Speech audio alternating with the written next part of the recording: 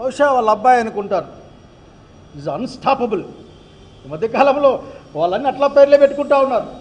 Unstoppable అని వాళ్ళ మామగారి ప్రోగ్రాం, మార్గదర్శిని వాళ్ళ రాజగురువు ప్రోగ్రాం బాగా గుర్తుంది. నాకు నవ్వొచ్చింది. నాకు అంటే అన్నీ చివరికి బ్రాండ్ వాల్యూ పెంచుకునే విధంగా మీరు అన్నారు కదా, అది P4 పద్ధతిలో మార్గదర్శే కదా దాంట్లో ఉండేది. మర్చిపోయినట్లేదంటే మీరు రామోజీరావు గారితో మార్గదర్శి పోయింది అనుకోబాకండి, ఉంది ఇంకా దాకరికి మార్గదర్శి ప్రమోట్ చేయడం. కనుక మిమ్మల్ని అడుగుతా ఉన్నాం, మీరు దయచేసి మాటలు చెప్పి తప్పించుకుంటారు. ఏమేమో చేస్తామంటారు. మీకు ఒక ప్రణాళిక ఉంటుంది. మీ ఆలోచనలో ప్లాన్ బి ఉంటుంది. అది మీది, అనుమానమే లేదు. ఆంధ్రప్రదేశ్ రాష్ట్రానికి ఉమ్మడి రాజధానిగా హైదరాబాద్ 10 సంవత్సరాలు, అవసరమైతే అందరం కలిపి ఇంకో 10 సంవత్సరాలు పెంచమని అడిగి ఉండేవాళ్ళం. ఎందుకంటే నరేంద్ర మోడీ గారి ప్రభుత్వం మీకు ఖాస్ గవర్నమెంట్ కదా, అదే చాలా సన్నిహితమైన గవర్నమెంట్ కదా.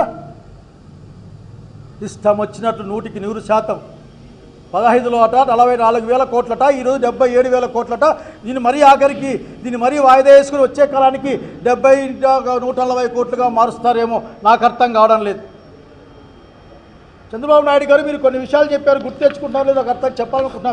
మీరు గత ప్రభుత్వం అంటే మీరు ఫస్ట్లో అయినప్పుడు నేను దార్శనికుణ్ణి, నేను సీనియర్ని, నేను నిర్మిస్తాను, నేను అని చెప్పినప్పుడు కొన్ని విషయాలు చెప్పారు, యాడ్లు ఇచ్చారు. దాంట్లో ఏదో జిల్లా వారీగా ప్రకటించారు. మీరు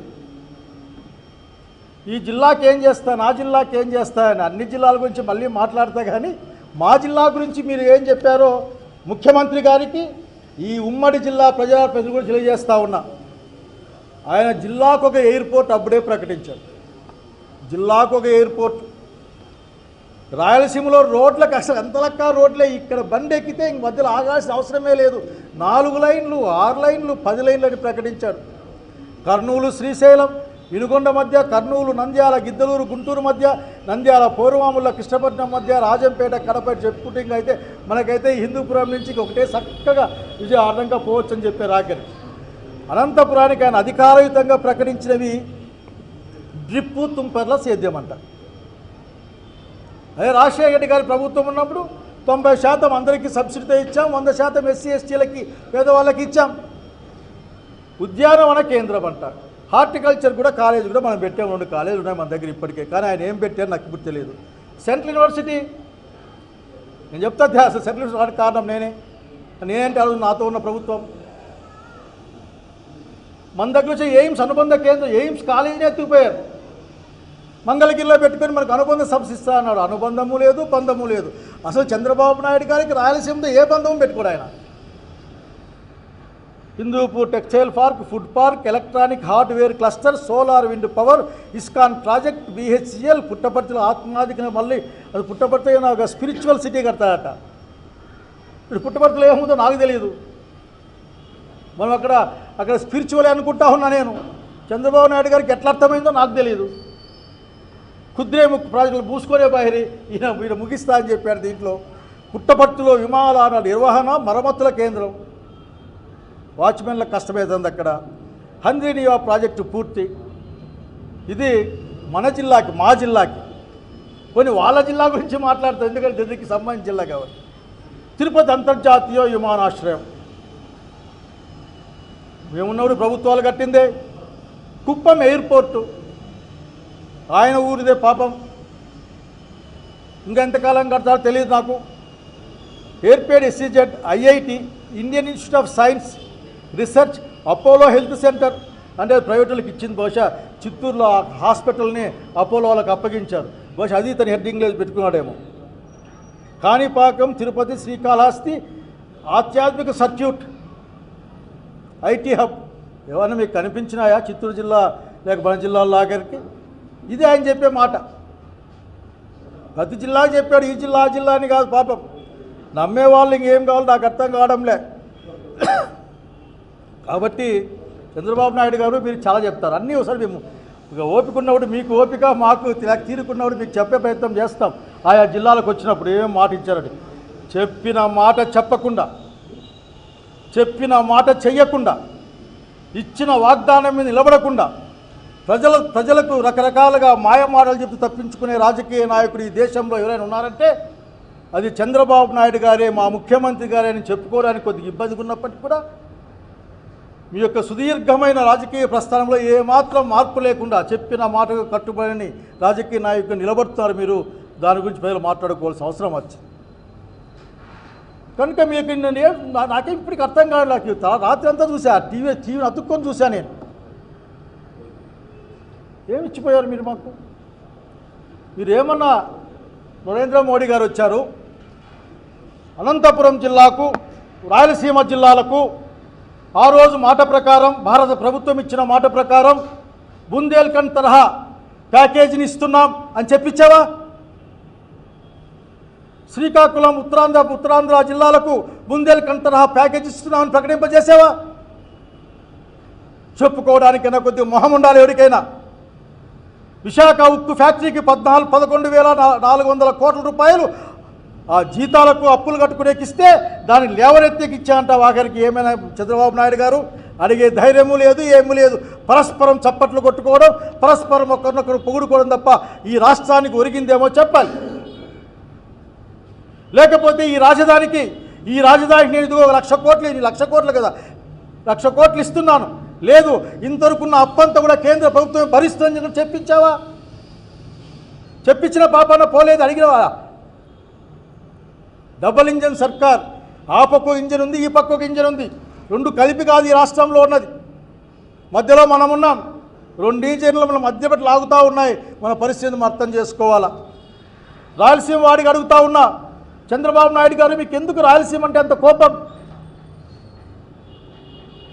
మీరేమైనా చెప్పొచ్చు కానీ మీరు మన రాయలసీమ అనుకో నాకు చాలా బాధగా ఉంటుంది. మీరెప్పుడు నాయకత్వం లేకొచ్చినా సరే రాయలసీమకు అన్యాయం జరుగుతుంది. మా జిల్లాలో ఉన్న AIIMS all India medical sciences ఆసుపత్రిని, కాలేజీని మీరు తరలించలేదా ఇక్కడి నుండి? మాకేదో అనుబంధం ఇస్తాము, అటాచ్మెంట్ ఇస్తామని చెప్పి అటాచ్ లేదు, ఏమి లేదు కదా. ఏం సమాధానం చెప్తారు? చివరికి మా గ్రామీణ బ్యాంకును కూడా ఎత్తకపోయి విజయవాడలో పెట్టుకున్నారే. మీకు గుర్తుందా చంద్రబాబు నాయుడు గారు మీరు మాట చెప్పారు, మిమ్మల్ని జనాలు నిలబెడితే అది ఎక్కడికి పోదు, కడప నుంచే పనిచేస్తుందని. నేను ఆ రోజు చెప్పాను, చంద్రబాబు నాయుడు గారు చెప్పారా ఖచ్చితంగా విజయవాడకు పోతుందిలే అని చెప్పాను. నేను కడపలో ఉంచుతా అని చెప్పారా పెద్ద మనిషి అయితే ముఖ్యమంత్రి గారు? 100కి 100 విజయవాడకు పోతుంది అని చెప్పినాడు, చేయడా మాట అని చెప్పినాం. న్యాయ యూనివర్సిటీతో సహా హైకోర్టు కర్నూలులో హక్కుగా రావాల్సిన హక్కు, రాజధాని హక్కు యాక్చువల్గా అయితే శ్రీబాగ్ ఒడంబడిక ప్రకారం కనీసం హైకోర్టు అన్నా కానీ జగన్మోహన్ రెడ్డి ప్రభుత్వం, వైఎస్ఆర్సీపీ ప్రభుత్వం ఆ రోజున చెప్పిన మాట కట్టుబడి అక్కడ హైకోర్టును మంజూరు చేస్తే మీరు మాకు బెంచ్ పెడతామంటారా? మాకు బెంచ్ పెట్టి ఆ బెంచ్ దించే అవకాశం లేదే. మీరు అడుగు ముందుకు పోలేదే. హైకోర్టు వాళ్ళు చెప్పారు, న్యాయమూర్తులు మా దగ్గర ప్రపోజల్ లేదే, మాకెవరు చెప్పలేదే అని చెప్పారు. మా హంద్రీ నీవా 5 సంవత్సరాలు వాడు పూర్తి చేయలేకపోయారా మీరు? మోటార్లు తెప్పించి పంపులేసి చుక్క నీళ్ళు నడిపించి మేము ఇక్కడ జీడిపల్లి నీళ్ళు తెచ్చిపెట్టామే, మేము తెచ్చిపెట్టి నీళ్ళని మీ దగ్గర తీసుకెళ్లే ప్రయత్నం చేస్తూ ఉన్నారే మీరు? మీరు ఎందుకు తగిన నిధులు ఇవ్వరు? దాన్ని ఎందుకు వెడల్పు చేయరు? ఇక్కడ కోరుకునే విధంగా ఎందుకు దానికి లైనింగ్ ఆపరు? మీరు ఏం చేశారు చెప్పండి రాయలసీమ ప్రాంతానికి? మీ నాయకత్వంలో కడపలో స్టీల్ ఫ్యాక్టరీ ఏమైనా వచ్చిందా? లేదే. మీరు మాట్లాడరే, ఒక మాట అడగరే మీరు. ఆయన శక్తివంతుట, ఈయన మహామేధావట. ఇద్దరు పరస్పరం పొగుడుకుంటుంటే మధ్యలో ఒక ఆయన ఊగిపోతూ ఉంటాడు. ఒక ఆయన I cannot understand what is their problem. వాళ్ళ ప్రాబ్లం ఒక్కటే, వాళ్ళు ప్రజలకి, సాధారణమైన ప్రజలకి, బీదలకి, బీదాబిక్కి, దళితులకు, మైనారిటీలకు వాళ్ళు వ్యతిరేకులు. జగన్మోహన్ రెడ్డి ఎవరినైతే ప్రేమగా చూసుకున్నాడో, జగన్మోహన్ రెడ్డి గారు ఎవరైతే పైకి వస్తే రాష్ట్రం బాగుపడుతుంది అన్ని విధాలుగా విద్య, వైద్యం, అట్లాగే ఆర్థికంగా సహాయాన్ని ఏర్పాటు చేశారు ముఖ్యమంత్రి గారు. మీరు పై మాటలు చెప్తూ సర్వం నాశనం చేసుకుంటూ పోయే ప్రయత్నం. ఎక్కడ చూపి ఎవరైనా కోపం వస్తే నాకే సంతోషమే, కోపం వచ్చే వాళ్ళు ఎవరో నాయకులు ఉంటే ఈరోజు పరిపాలన ఉన్న వాళ్ళు ఆ కోపాన్ని అట్లాగే చంద్రబాబు నాయుడు దగ్గర తీసుకెళ్ళి ఈ జిల్లాకు ఈ రాష్ట్రానికి రావాల్సినవి సాధించుకొని రండి. విపరీతం కోప్పడండి, మామూలు కాదు, ఆఖరికి వెళ్ళండి. కనుక ఈ రోజున స్పష్టంగా చెప్తా ఉన్నాం, నిన్న పునర్నిర్మాణ సభ కదా అది. పునర్నిర్మాణ సభ 1,00,000 ఏళ్ళ తర్వాత ఏమన్నా పెయింట్లు వేపిస్తూ ఉన్నామా? ఇంకా నిర్మాణమే జరగలే అక్కడ. మననే పాపం చాలా ఈజీగా చేపలు వచ్చినాయని ఏదో పేపర్ టీవీలో చూశాను నేను, విపరీతంగా టన్నుల కొద్ది చేపలు దొరికినాయని.